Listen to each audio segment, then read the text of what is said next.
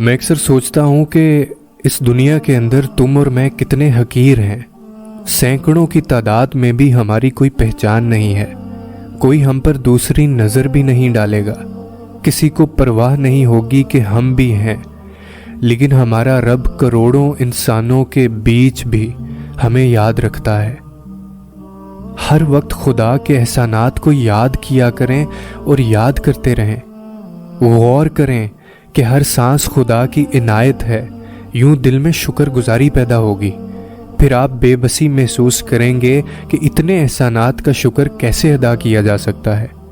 आप सोचेंगे कि मालिक ने बगैर किसी गर्ज के हमें नवाजा है, हमसे कितनी मोहब्बत की है।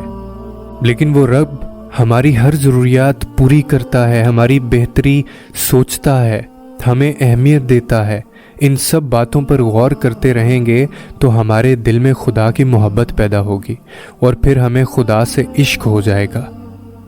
और ना फिर आप ये कहेंगे कि दुआओं में अब असर नहीं रहा। मैं बताऊं दुआएं कब असर करती हैं? जब इन्हें सब्र की मोहर लगा दी जाए। सब्र ये नहीं है कि अल्लाह से मांगना छोड़ दो। सब्र तो ये है कि लोगों से कहना छोड़ दो। इंसान जब टूटता है ना, तो सिवाय रब के कोई उसकी आवाज़ नहीं सुनता।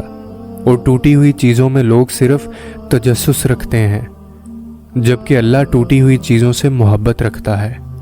दुआओं को सब्र की चादर पहना कर तो देखें, ये कैसे साइबान बनती हैं आपका, और फिर ये कैसे पूरी होती हैं।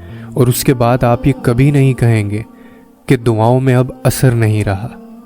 दुआओं में हमेशा से असर रहा है। लेकिन वो दुआएं जो कबूल नहीं होती, वो ऐसी दुआएं हैं जिनमें सब्र की मोहर नहीं होती।